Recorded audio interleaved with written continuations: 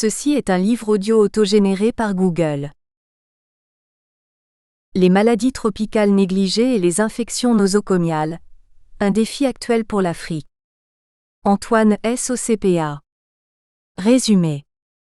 Les maladies tropicales négligées, MTN, et les infections nosocomiales, IN, portent de toute évidence sur une question d'actualité médicale brûlante. Cette thématique nous plonge au cœur du débat sur la situation sanitaire des femmes et des hommes, dont les tropiques sont le milieu naturel d'habitat, de vie et de survie. C'est sous ces tristes tropiques, pour reprendre Montaigne, que les MTN et les infections ont fait leur lit. Dans le même ordre d'idées, on serait tenté d'affirmer que les infections nosocomiales ont atteint des proportions alarmantes. Il s'agit des affections contractées par un patient, un personnel de santé, un garde-malade ou toute autre personne au cours de son hospitalisation ou de son séjour dans un établissement hospitalier. Notre réflexion vise à présenter l'ampleur de ces affections avec quelques conséquences sanitaires, économiques et sociales désastreuses qu'elles engendrent. Mots-clés: maladie tropicale négligée, MTN, infection nosocomiale, patient, affection. Abstract. Neglected Tropical Diseases, NTDs and Nosocomial Infection, NTIS, are obviously about a hot topic of medical news. This theme takes us to the heart of the debate on the health situation of women and men whose tropics are the natural environment of habitat, life and survival. It is under TESAD tropics, to recapture Montaigne, that NTDs and nosocomial infection have made their bed. In the same vein, we would be tempted to say that nosocomial infection have reached alarming proportions. These are the conditions contracted by a patient, a health staff, a sick warden or any other person during his hospitalization or his stay in a hospital. Our reflection aims to present the extent of these affections with some disastrous health, economic and social consequences that they generate. Keywords: neglected tropical diseases, NTDs, nosocomial infection, patient, conditions. Introduction. L'Afrique demeure le continent où les maladies de diverses origines y sont répertoriées. On y observe les maladies chroniques, les maladies rares, les maladies endémiques et surtout les maladies tropicales négligées qui sévissent avec une rare intensité. La nature et le climat de ce continent ne constituent pas uniquement un avantage. Mais, ces données naturelles constituent également un lourd fardeau pour la santé des populations. Défavorisés sur le plan économique du fait de leur situation des pays en développement, les États africains en dehors du combat pour leur essor, doivent également faire face à la lutte contre les MTN. L'ampleur de celle-ci n'est plus à démontrer si l'on s'en tient à leur nombre impressionnant. Cet article, à travers une approche méthodologique ayant privilégié la collecte documentaire, se contente d'énumérer et de présenter ces maladies tropicales négligées. Dans le même temps, une incursion sur leur ampleur, les dégâts sanitaires et économiques qu'elles causent aux victimes. Pourquoi les MTN et les IN seulement sous les tropiques? Les tropiques sont-elles un terrain fertile pour certaines maladies? Une observation rapide de l'environnement hospitalier des pays politiquement, géographiquement et économiquement périphériques en général et africains en particulier, permet de se rendre compte que malgré les financements alloués et une certaine volonté politique, formation des ressources humaines, la conception et la mise en œuvre des programmes de lutte contre ces pathologies d'un type particulier, l'on reste confronté à des défis sans cesse renouvelés. En fait, l'immensité des problèmes à résoudre est telle que les acteurs, même les plus téméraires, sont envahis par le découragement. Ces acteurs sont à la fois locaux et internationaux. La notion de maladie tropicale négligée, MTN, semble être fille de ce désespoir affiché par les développeurs, organismes d'aide au développement. Elles sont négligées, pas parce qu'elles sont à prévalence statistique négligeable, loin s'en faut, mais aussi et surtout parce que les efforts consentis en matière de recherche fondamentale, en ressources humaines et matérielles tardent à fournir les résultats escomptés. L'on assiste en effet à une augmentation du nombre de personnes infectées, et pour le moins à des formes multirésistantes parfois attribuables à certaines pesanteurs socioculturelles et à la disette matérielle des couches de population d'origine sociale pauvre. L'interpellation des chercheurs en sciences humaines et sociales a cogité sur la prévalence ascendante des infections nosocomiales et des maladies tropicales négligées, est donc une entreprise osée. En effet, loin de s'en tenir au paresseux constat des faits, les sciences de l'humain, anthropologie et sociologie, s'intéressant aux questions de santé et de maladie sont obligées, par leur nature, de jeter un regard inquisiteur et critique sur les problèmes de santé publique sous lesquels ploient les pays africains en général et le Cameroun en particulier. C'est certainement dans ce chantier de démolition des pratiques et comportements médicaux surannés que les organisateurs du présent colloque convient les panélistes. Leur mission n'est pas seulement celle de la critique et de la déconstruction, mais elle est aussi de bâtisseurs, de conseillers, de guides et de mentors des professionnels de la santé publique et des décideurs politiques qui arpentent l'espace médical. Clarification conceptuelle, à propos des MTNS et INS. Maladie tropicale négligée. Par maladie tropicale, l'on désigne la gamme des pathologies rencontrées seulement ou principalement en zone tropicale. Autrement dit, il s'agit d'affections infectieuses sévissant dans les zones écologiques et géographiques à climat chaud et humide. L'Organisation mondiale de la santé, OMS, estime que près d'1 milliard de personnes dans 149 pays souffrent d'une ou plusieurs maladies tropicales négligées. Celles-ci sont souvent provoquées par des virus, des bactéries, des parasites ou des helminthes. Certaines des maladies sont appelées négligées parce qu'elles ne suscitent pas souvent beaucoup d'attention. Elles sont à prévalence forte dans les pays en développement caractérisés par un déficit hygiène, un manque d'eau potable et d'un accès déficient aux services de santé de base. Sur le plan sanitaire, elles entraînent une maladie continuelle, un développement lent, une incapacité de fonctionnement et une défiguration, toutes choses qui amenuisent les capacités motrices et fonctionnelles. Comme résultat final, elles plongent le patient et sa famille, les dépendants, dans l'ostracisme et la pauvreté. Typologie des MTNS. Le dernier recensement de l'OMS 2015 indique une liste de 17 MTNS, rage, dengue sévère, dengue hémorragique, échinococose, filariose lymphatique, ulcère de Burilly, trypanosomiase humaine africaine, maladie du sommeil, pians, schistosomiase, trématodose d'origine alimentaire, dracunculose ver de Guinée, leishmaniose, maladie de Chagas, téniasis, cysticercose, lèpre, onchocercose. Rage. Presque toujours mortelle une fois que les symptômes cliniques sont apparus, son virus est transmis par des chiens domestiques dans plus de 99% des cas chez l'homme. Elle se transmet à l'homme par la salive de ceux-ci lors d'une morsure ou d'une égratignure d'animaux infectés. Présente sur tous les continents sauf l'Antarctique, plus de 95% des cas humains mortels surviennent en Asie et en Afrique. Elle est dite négligée car touchant des populations pauvres et vulnérables, principalement des zones rurales reculées. Dengue. C'est une maladie virale transmise par les moustiques qui s'est propagée rapidement ces dernières années. La piqûre des femelles infectées de moustiques transmet à l'homme le virus. L'espèce Aedes aegypti, et dans une moindre mesure d'Ahalbopictus transmet également les virus du chikungunya, de la fièvre jaune et de Zika. Elle est largement répandue en zone tropicale avec des variations locales, fonction des précipitations, de la température, de l'urbanisation rapide et non maîtrisée. Dengue sévère. Encore appelée dengue hémorragique, elle a été reconnue pour la première fois dans les années 1950 aux Philippines et en Thaïlande sous forme d'épidémie. Aujourd'hui, les pays les plus touchés sont ceux d'Asie et d'Amérique latine. Elle est une cause majeure d'hospitalisation et de mortalité des enfants. Échinococose. La forme humaine de cette maladie est une zoonose, une maladie transmise à l'homme par l'animal. Elle est causée par des parasites, les ténias du genre Echinococcus et se décline en 4 types.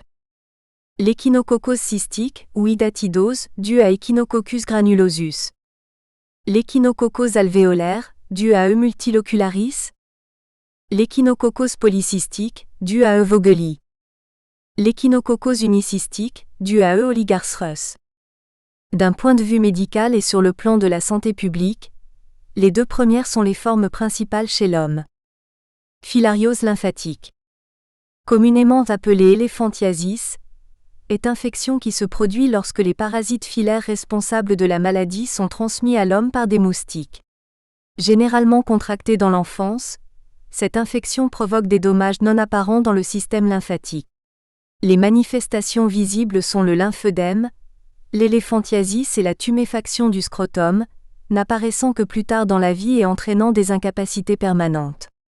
En dehors des incapacités physiques, nous avons aussi les troubles mentaux et les problèmes sociaux et financiers, qui sont autant d'agents de stigmatisation et de pauvreté. Environ 80% des personnes concernées vivent en Angola, au Cameroun, en Côte d'Ivoire, en Inde, en Indonésie, au Myanmar, au Mozambique, au Nigeria, en République démocratique du Congo et en Tanzanie. Ulcère de Buruli. Maladie chronique débilitante de la peau qui résulte de l'infection par Mycobacterium ulcerans, micro-organisme appartenant à la famille des bactéries responsables de la tuberculose et de la lèpre, faute d'un traitement précoce laisse chez les patients des séquelles fonctionnelles invalidantes sur le long terme.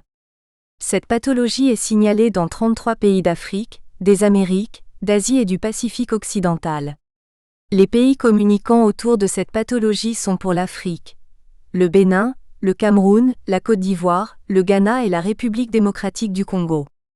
En 2014, 2200 nouveaux cas ont été notifiés dans 12 sur les 15 pays signalant régulièrement les cas à l'OMS. Trypanosomiase humaine africaine, maladie du sommeil. C'est une parasitose à transmission vectorielle. Le parasite est un protozoaire appartenant au genre Trypanosoma qui se transmet par la piqûre d'une glossine, mouche tsetse, elle-même infectée à partir d'êtres humains ou d'animaux porteurs de parasites pathogènes. Cette mouche se trouve uniquement en Afrique subsaharienne avec des variations d'une zone à l'autre.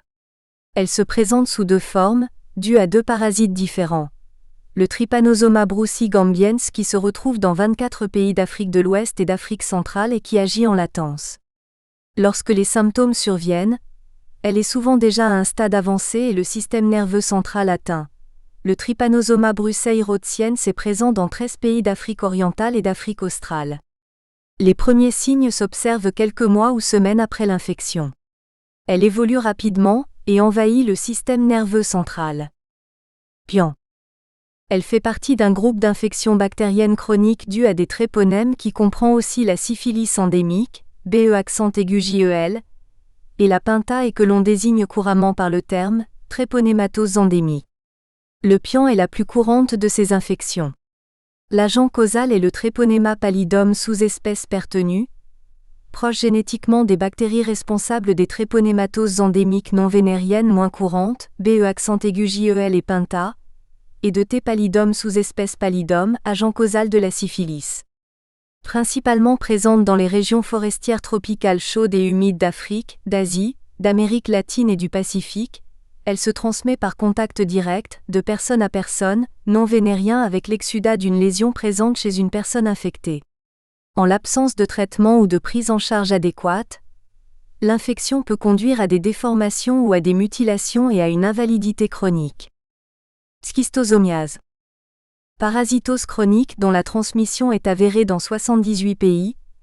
Elle est provoquée par le schistosoma, trématode, de douve du foie dont les larves se développant à l'intérieur et relâchées dans certaines substances d'eau douce d'escargot. La maladie est transmise en pathogen, par natation ou lavage dans l'eau contaminée. Les larves se développent à la maturité à l'intérieur des veines intestinales des êtres humains et pondent des œufs dans les veines et les tissus environnants, produisant des réactions débilitantes sévères. Trématodose d'origine alimentaire. Elles touchent plus de 56 millions de personnes dans le monde et sont provoquées par des vers, les trématodes, douves, dont les espèces les plus répandues sont Clonorchis, Opistorchis, Fasciola et Paragonimus. Les personnes sont infestées à travers la consommation de poissons, de crustacés et de légumes crus ou mal cuits qui hébergent le parasite à un stade larvaire minuscule. Dracunculose ou maladie du ver de Guinée. Maladie parasitaire invalidante provoquée par Dracunculus medinensis, long ver filiforme. La contamination se fait exclusivement par l'ingestion d'eau contaminée par des puces d'eau parasitées. Elle est rarement mortelle et les personnes atteintes peuvent être handicapées pendant des mois. Maladie de Chagas. Baptisée du nom de Carlos Ribeiro Justiniano Chagas, médecin l'ayant découverte en 1909, elle est connue sous le nom de Trypanosomiase américaine. Potentiellement mortelle, elle est provoquée par un protozoaire Trypanosoma cruzi, T. cruzi, et est transmise à l'homme par contact avec les déjections de triatomes, variétés de punaises portant différents noms selon la région géographique. On estime à 6 voire 7 millions les personnes infectées dans le monde, principalement en Amérique latine où elle est endémique. Leishmaniose. Elle est provoquée par un parasite protozoaire du genre Leishmania, qui compte plus de 20 espèces différentes. Il est connu que plus de 90 espèces de phlébotomes transmettent les parasites du genre Leishmania. Transmise à l'homme par la piqûre de phlébotomes femelles infectées, elle se décline en 3 formes principales. 1. La leishmaniose viscérale, encore appelée Kala-Azar, qui est mortelle en l'absence de traitement. 2. La leishmaniose cutanée, plus fréquente, provoquant des lésions cutanées, principalement des ulcères sur les parties exposées du corps et laissant des cicatrices définitives et des handicaps sévères. 3. La leishmaniose cutanéo-muqueuse, qui détruit partiellement ou totalement les muqueuses du nez, de la bouche et de la gorge. Elle est présente à 90% au Brésil, dans l'État plurinational de Bolivie et au Pérou. Téniasis cysticercose. Bien que théoriquement susceptible d'être endiguée, il reste que c'est une maladie négligée et l'OMS l'a ajoutée à la liste des principales MTNS en 2010. Le téniasis ou ténia est une infection intestinale causée par 2 espèces de vers plats. Les infections les plus importantes chez l'homme sont causées par Thesaulium, le ténia du porc, et Tessaginata, le ténia du bœuf.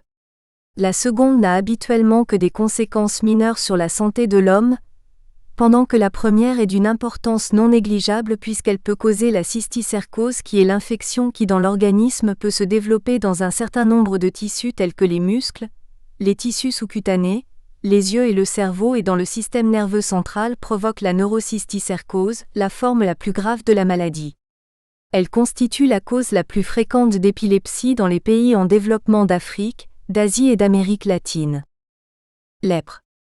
Elle est une maladie infectieuse chronique provoquée par le Bacille Mycobacterium leprae, acido-résistant et de forme allongée.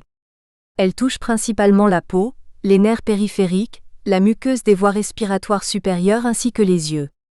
La lèpre peut être guérie et le traitement à un stade précoce permet d'éviter les incapacités. Grâce à l'OMS et à plusieurs ONGs, le traitement est quasi gratuit et efficace pour tout type de lèpre depuis 1995. Trachome.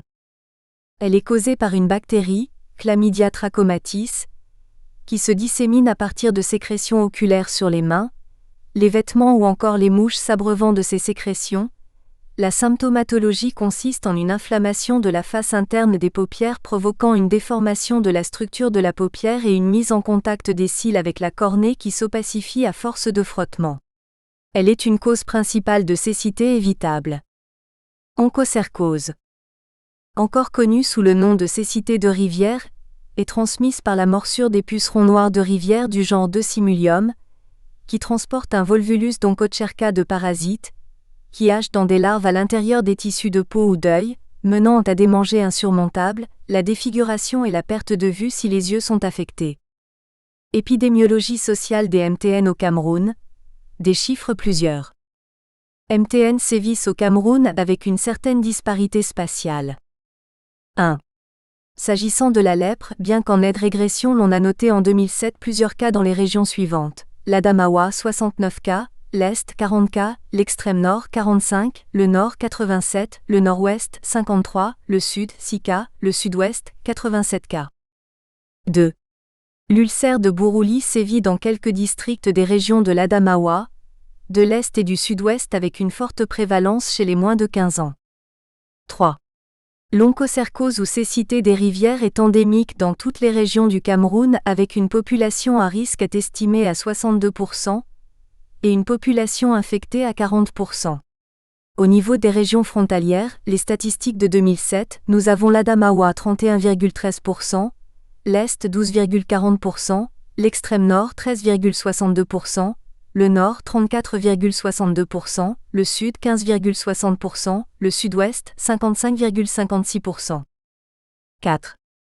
La trypanosomiase humaine africaine, TA, reste un problème de santé publique au Cameroun avec une population à risque évaluée à environ 70 000 personnes.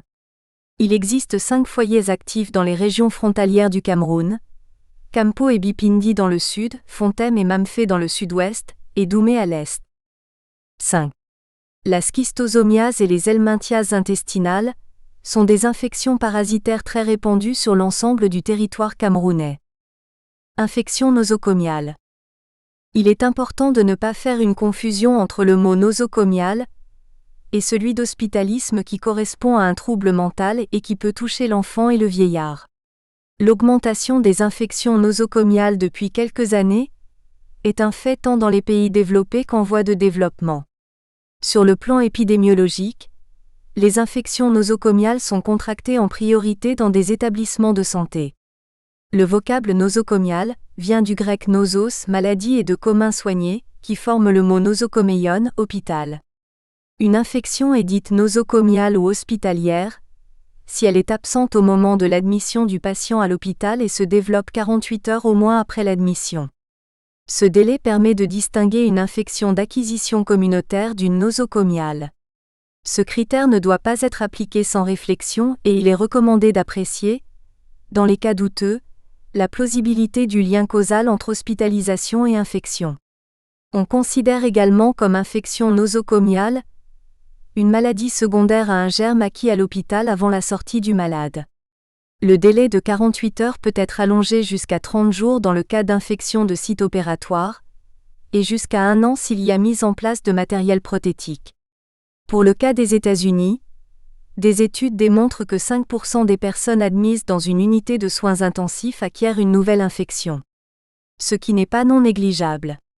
Sur le plan classificatoire, bien que la liste soit non exhaustive, nous pouvons recenser 1. Les infections les plus fréquemment contractées que sont les infections urinaires avec pour facteur de risque le sexe féminin, la durée du sondage urinaire, l'absence d'antibiotiques systématiques. 2. Les pneumonies, 17% qui touchent les patients essentiellement sous ventilation artificielle dans les unités de soins intensifs. La mortalité due aux pneumonies nosocomiales atteint environ 50%. Les autres bactéries le plus souvent en cause lors des pneumonies nosocomiales sont les Pseudomonas aeruginosa, Staphylococcus aureus aureus, Klebsiella pneumoniae, Esteneotrophomonas maltophilia, Xanthomonas sp flavo Bacterium sp, Legionella sp, etc. 3. Les septicémies qui sont des infections généralisées graves dues à la dissémination dans le sang de germes pathogènes à partir d'un foyer primitif comme un abcès, un anthrax, etc. 4. Les infections des plaies chirurgicales représentent environ 19% des infections nosocomiales. Pourquoi les MTN et les IN seulement, dans les zones tropicales ? Leur localisation dépend plutôt du climat et de son effet sur la répartition des vecteurs et des autres réservoirs. Les MTNS et les INS se trouvent plus en zone tropicale compte tenu de l'environnement qui est adéquat à la prolifération des germes et virus, parce que chaud et humide. Ces parties du globe sont aussi les espaces où nous retrouvons des laissés-pour-compte du progrès socio-économique. Le point commun des zones tropicales et des MTN-IN est qu'elles s'attaquent à des populations dont la vie est minée par la pauvreté. Pour ce qui est de 2008 par exemple, les données épidémiologiques montrent que seuls 8% des personnes atteintes de schistosomiase avaient accès à des médicaments de qualité. Or, selon la politique de l'OMS et des partenaires à la santé dans le monde, les médicaments doivent être disponibles en quantité beaucoup plus importante. Les maladies tropicales négligées touchent surtout des populations à revenus faibles et marginalisées, vivant en milieu rural ou en milieu urbain défavorisé. Ces populations ne peuvent pas influer facilement sur les décisions administratives et gouvernementales qui touchent à leur santé, et il semble que bien souvent, aucun représentant ne parle souvent en leur nom. Débat sur la problématique des soins de santé en Afrique. La problématique de la compétence en soins de santé, et donc de la prise en charge des MTN et IN, est aussi l'un des soucis majeurs de santé en Afrique. L'insuffisance des ressources humaines, professionnelles et le manque de motivation ouvrent la voie à de nombreuses dérives dans les processus de prise en soin de ces pathologies singulières en particulier. Il faut reconnaître que concernant certaines MTN, les compétences manquent dans certains pays. La baisse des compétences est critique s'agissant de la lutte antivectorielle, de la prise en soin des cas, de la gestion des pesticides et des aspects vétérinaires de la santé publique. Les coûts des MTN et les IN.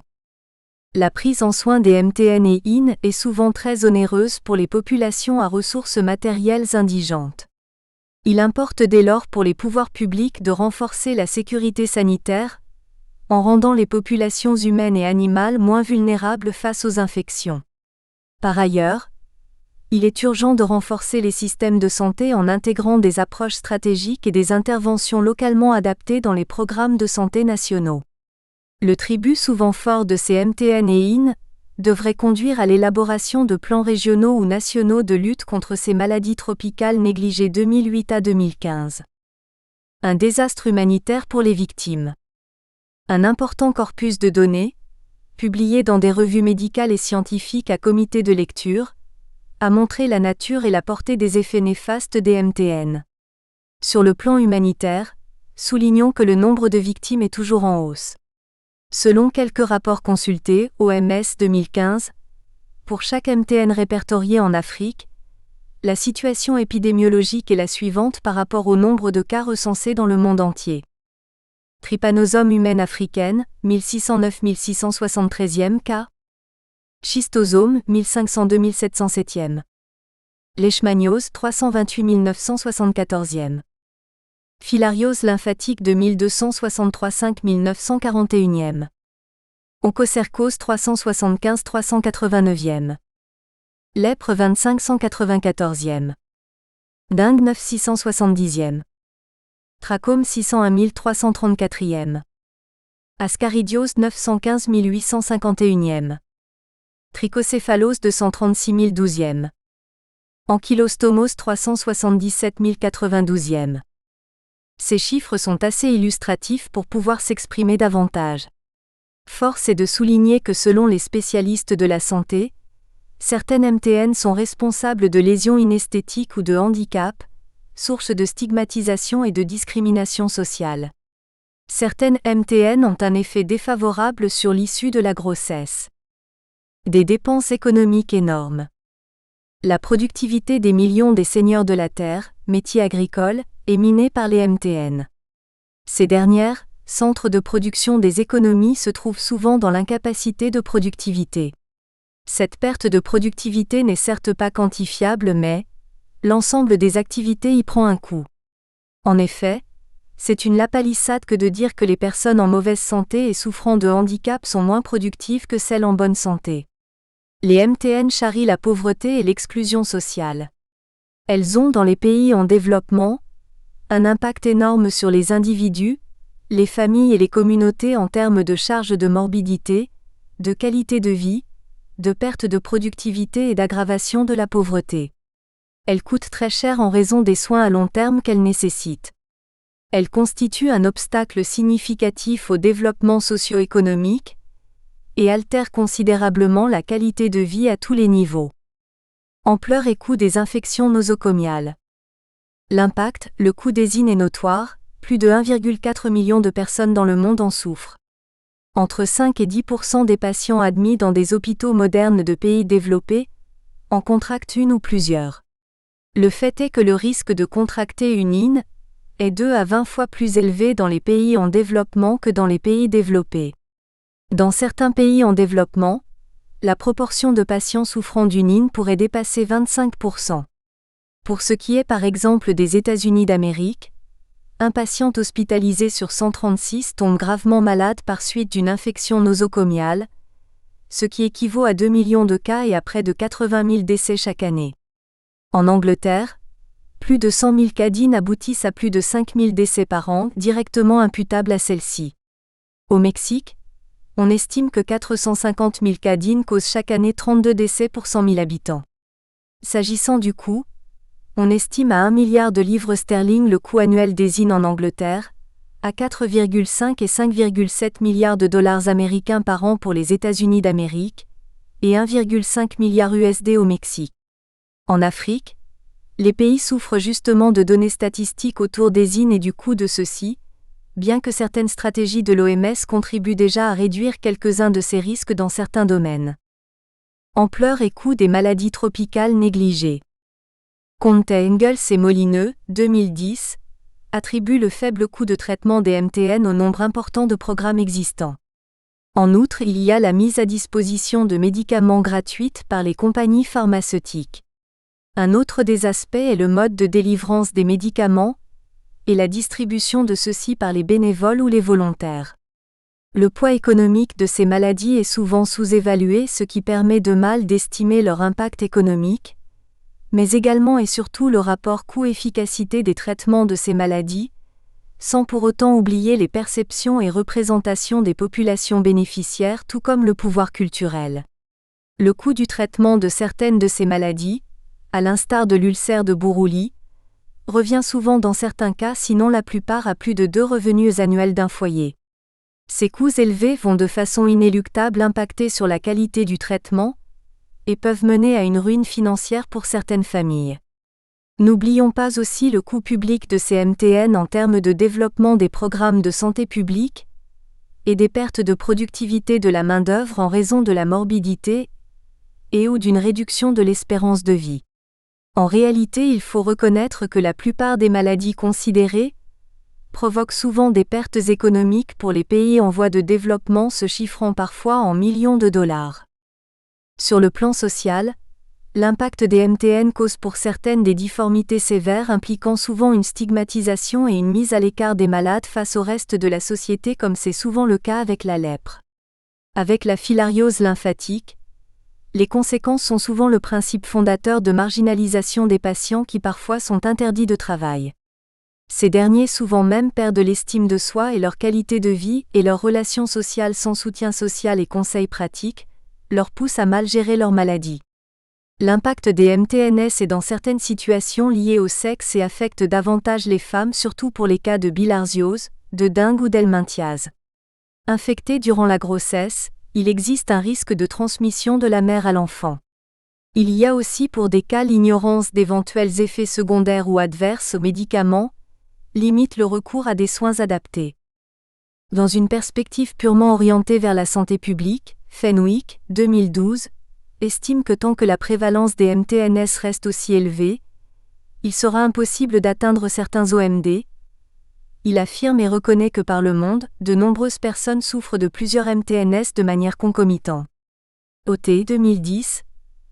Pour sa part, militera pour l'inclusion des MTNS au sein des initiatives pour le paludisme, l'infection par le VIH et la tuberculose, en tenant compte des nombreux liens souvent existants entre les 3 fléaux et les MTNS.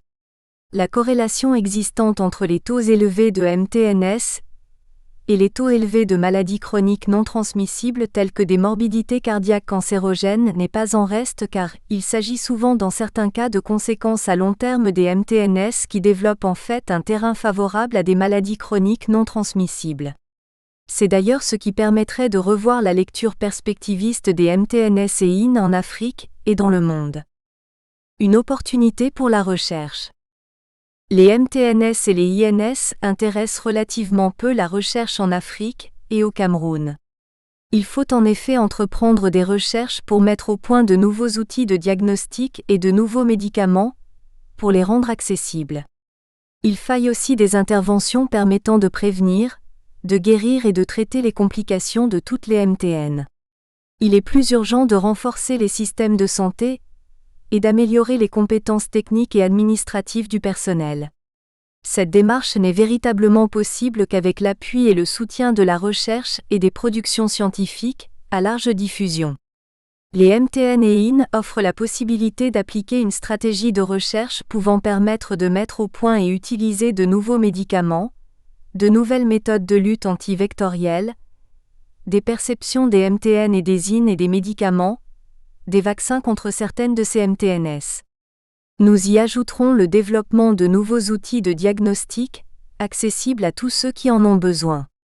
L'expansion sans cesse croissante des MTN et IN en Afrique ouvre la voie à la recherche sur l'évaluation des programmes à travers les déterminants de la mise en œuvre de ceux-ci, mais surtout sur les difficultés d'implémentation et de réussite voire d'atteinte des résultats escomptés. Cette recherche devra impliquer les compétences en médecine, santé publique, pharmacologie, économie, droits de l'homme, sciences sociales, administration du territoire, et la recherche pour une saisie holistique des problèmes en suspens en vue de proposer et d'implémenter des solutions durables. Un défi mondial sur les infections nosocomiales. Les zones souvent exposées et victimes des MTN et IN sont pour la plupart des compagnes de longue date de la pauvreté. Ce qui d'ailleurs fragilise les populations déjà appauvries, empêchant ainsi la réalisation des objectifs du millénaire pour le développement liés à la santé, ainsi que des buts en matière de développement mondial. Chaque année, le traitement et les soins dispensés à des centaines de millions de patients dans le monde sont compliqués par des infections contractées au cours de soins de santé. Certains patients se trouvent alors dans un état de santé plus grave qu'ils n'auraient été en situation normale. Certains doivent subir des hospitalisations prolongées, d'autres souffrent d'incapacités de longue durée et certains décèdent. Indépendamment du coût humain, les systèmes de soins de santé supportent une charge financière plus lourde, mais la population encore plus. Les IN présentent de nombreuses caractéristiques et sont un problème majeur de sécurité sanitaire pour le patient. Leurs causes sont multiples, elles sont liées à la fois au système et aux procédures de soins et aux pratiques comportementales. Pour relever ce défi mondial, le programme OMS pour la sécurité des patients et ses partenaires experts ont élaboré des stratégies à faible coût qui peuvent contribuer à réduire le nombre d'IN. Les risques d'infection sont particulièrement élevés dans certaines parties du monde. De nombreux projets, tant dans les pays développés que dans des pays en développement, ont montré que l'application d'interventions et de stratégies pouvait réduire considérablement la charge de morbidité imputable aux infections résultant d'actes de soins. Quelle perspective ? Nous pensons qu'il faille revoir la politique de couverture géographique et thérapeutique de l'ensemble des zones infectées et des populations concernées. Il est courant de se rendre compte que la couverture de vaccination canine reste en deçà du seuil requis de 70% et que le vaccin humain est peu disponible, en particulier dans les zones rurales. De fait, il serait important de porter ces chiffres à la hausse et surtout de rendre disponibles ces vaccins même en zone rurale. Les mesures de contrôle vont aussi exiger une mise en route des traitements efficaces et d'autres interventions pertinentes. En effet, pathologies telles que la schistosomiase, l'onchocercose, la filariose, l'infestation de vers de terre de Guinée, l'helminthiase et le trachome peuvent être pris en soin par la distribution et l'administration de masse des médicaments. À cet effet, l'entreprise Pfizer en 2011, Merck avec l'African Programme for the Control of Onchocerciasis, APOC, et Onchocerciasis Elimination Programme for the Americas, OEPA, les groupes GlaxoSmithKline, Johnson & Johnson, Novartis ou l'entreprise Eisai et bien d'autres se sont investis et s'investissent dans la lutte contre les NTNS et le soutien des programmes de lutte contre celles-ci. À jour, la mise en œuvre de nombreuses initiatives sanitaires montre à juste titre que les MTNS et INS ne sont pas des fatalités environnementales et historiques. La lutte contre ces deux catégories de pathologies est un défi de santé publique internationale. Si les solutions exogènes sont inopérantes jusqu'alors, pourquoi ne pas prêter une oreille et un regard sur l'approche endogène ? Il est sans doute temps que l'ethnomédecine soit appelée à la rescousse dans la lutte contre ces pathologies, que nombre de représentations trouvent leur étiologie et leur thérapie dans la mobilisation dans les substrats culturaux des communautés abritant ces maladies. En effet, il est parfois inadmissible qu'un lieu supposé d'accès aux soins de santé, qu'un couloir thérapeutique soit plutôt un espace pathogène. De même, il est inacceptable que des pathologies longtemps éradiquées dans les sociétés occidentales trouvent sous les tropiques un terrain fertile d'évolution. Ces sanglots ne doivent pas occulter le fait que ces maladies indociles trouvent pourtant un terrain particulièrement fécond dans un environnement sanitaire inhospitalier. Bibliographie. Anderson, R.M. et Sperluet-May, R.M. 1991. Infectious Diseases of Humans, Dynamics and Control. Oxford, Oxford University Press. Center for Disease Control. 2012. Schistosomiasis.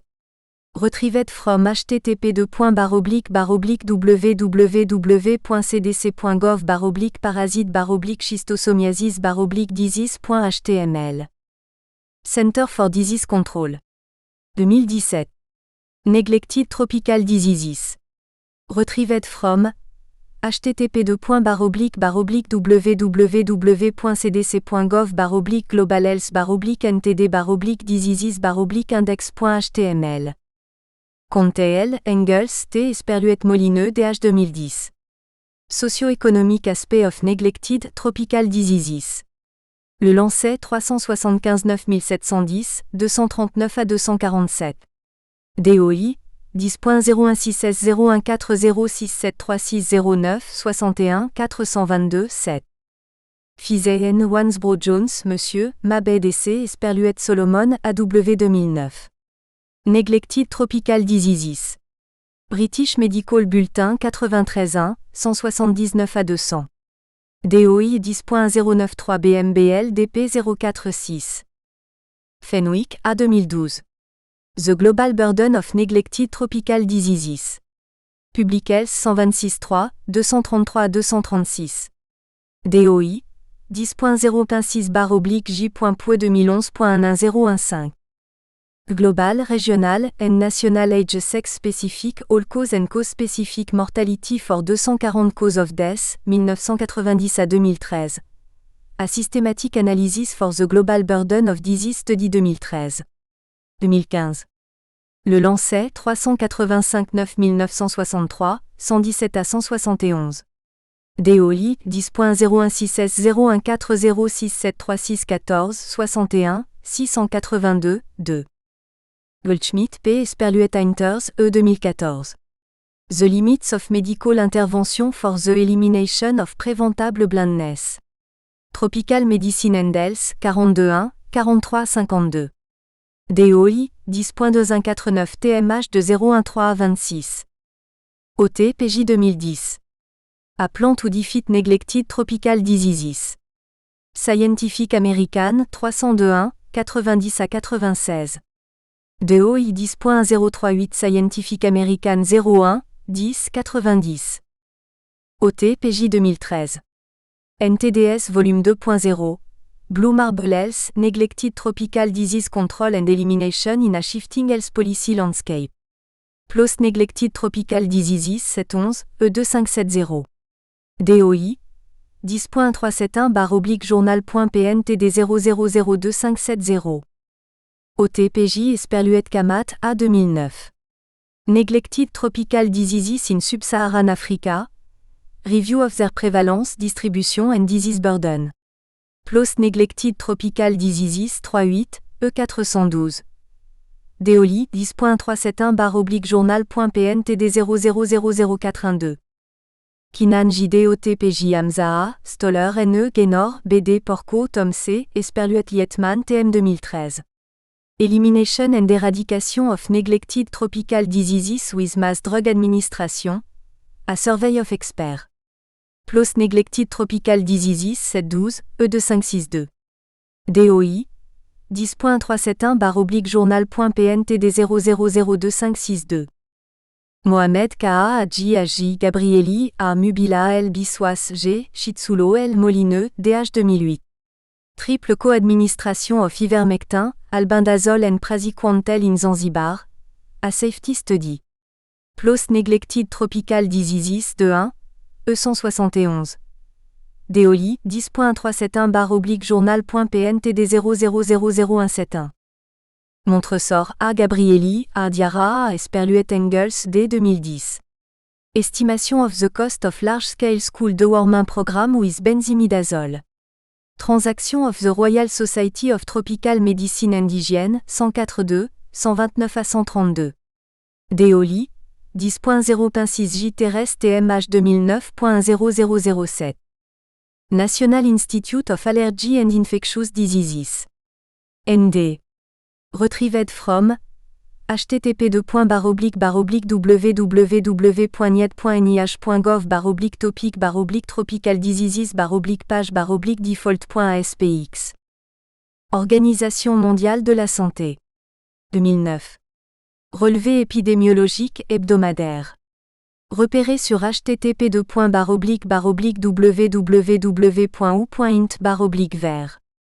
Ramamortier R. Greffe KM Esperluette Dangy 2014. WIPO Search. Accelerating Anthelmintic Development through Cross-Sector Partnership. International Journal for Parasitology, Drugs and Drug Resistance, 4.3, 220 à 225. DOI 10.016 JIJPD DR 2014.09002. Reddy Monsieur Gilles SS, Calcar SR ou W. Anderson PJ Esperluette Rochon PA 2007. Oral Drug Therapy for Multiple Neglected Tropical Diseases. JAMA 298-16, 1911. DOI 10.001 JAMA 298.16.1911.